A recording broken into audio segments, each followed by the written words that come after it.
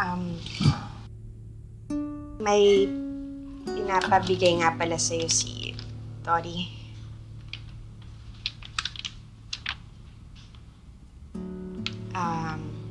Hindi pa yata ako nakakapagpasalamat sa'yo, Leon. Pero gusto ko lang malaman mo na habang buhay kong tatanungin ang utang na loob sa pagligtas mo sa amin ni Tori sa mga kalasag. Christy, ginawa ko yun dahil importante ka sa akin. Ayokong masaktan ka, pati yung mga taong mahal mo. Kaya handa akong ibuwis ang buhay ko sa'yo. Masigurado ka lang na ligtas ka.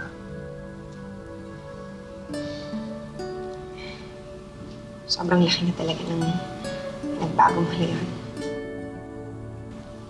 Ikaw ang dahilan kung bakit naging ganito ako. Dahil sa'yo, araw-araw kong pinipili na maging mas mabuting tao.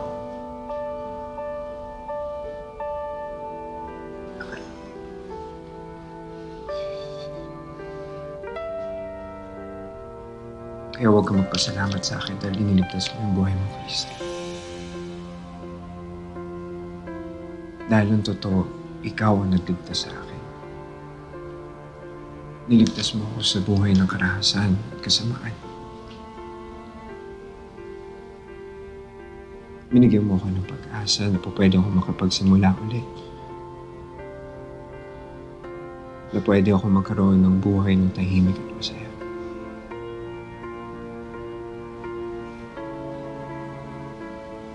Kaya maraming salamat, Christy. At dumating ka sa buhay mo.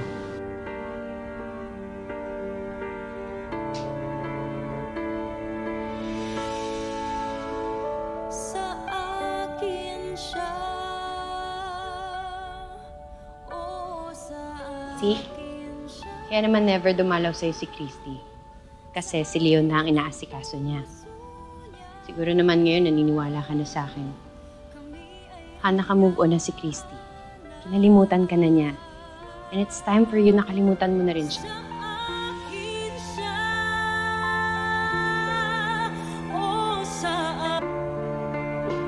Hali ka na.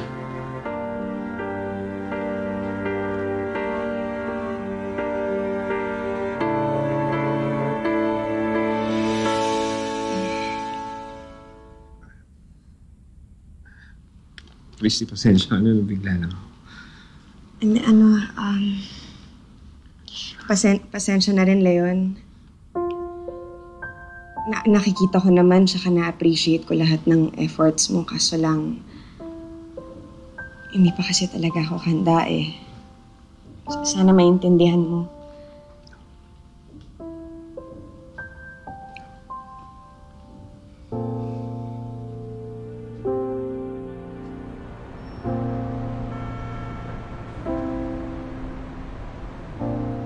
I know, sawang-sawa ka na sa hospital food, kaya kinausap ko na si Leslie.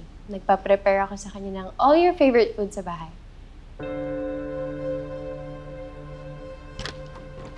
Oh, ano? Ready na? Yes. Hatid ko na kayo, ah. Jeff, bago tayo umuwi, pwede bang? Ano yun? May gusto ka bandaanan? Bago tayo umuwi?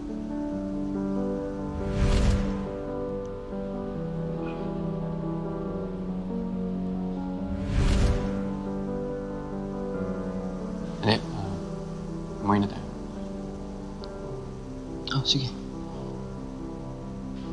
Hindi, ako na dyan. Ako na. Okay. Huh?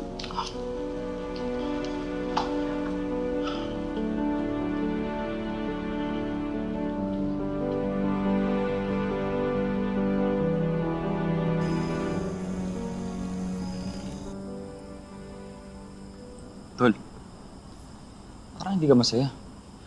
Kakauwi mo lang ng bahay, ah. Masaya naman ako. Siyempre, feeling ko na si Baby Junior eh. Marami lang talaga ako iniisip. Let me guess. Dalawa lang naman yun, eh. Nag-away kayo ni Shaira o tungkol to kay Christy.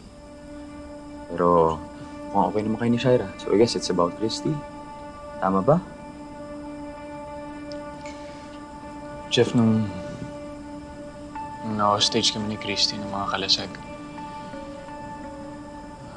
kapag-usap kami ng masinsinan eh. Nag-sorry kami sa mga past mistakes namin sa bawat isa. Akala ko nga magiging maayos ang lahat sa amin eh. In-entertain ko pa nga yung fact na pwede kami bumalik sa dati.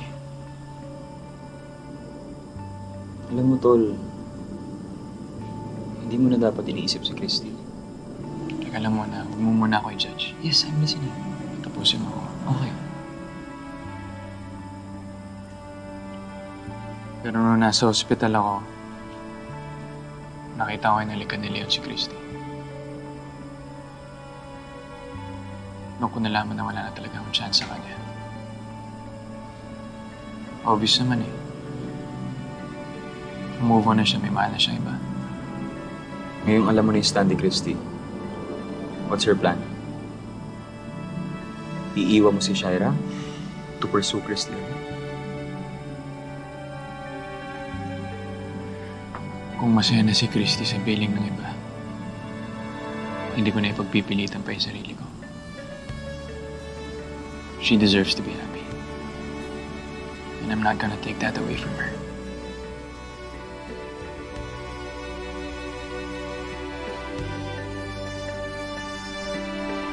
Lily, nag-kissing ni Christy at Leon. Hindi ako sure kung ano ba yung nakita namin or kung may something na ba sa kanilang dalawa. Basta, ang importante, sa mata ni Jordan, bumigay na talaga yung malanding Christy yung kay Leon. Hindi good, di ba? At least makakapag-focus ka na sa mas importante mga bagay. Kaya ng birthday party ni June. Exactly, and I need your help to make it a one hell of a party. Don't worry, girl. I have so many good ideas.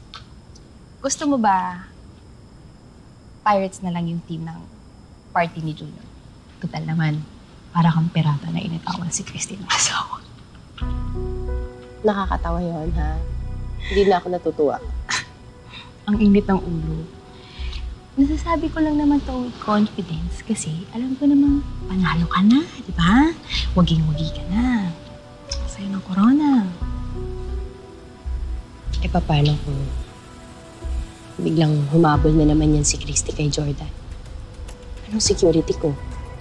Anong guarantee ko na sa akin na talaga siya? Na hindi na siya maaagaw sa akin ni Christy? May quote-unquote anak kayo. Nagkasama na kayo. Ano ba bang kulang?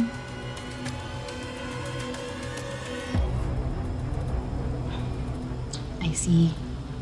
You want more? Well, ngayong annulled na yung kasal nilang dalawa ni Christy, pwede ko na makuha yung gusto ko. Ang tanong, mapapa-oo mo kaya si Jordan? Meron akong planong siguradong hindi siya makakatanggi.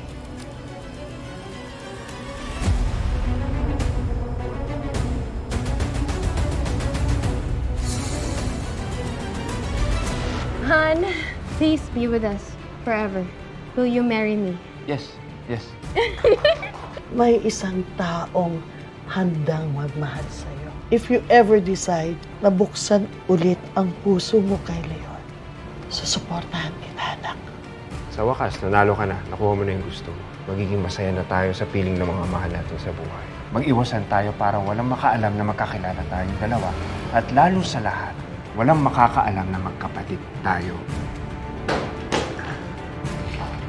Ano?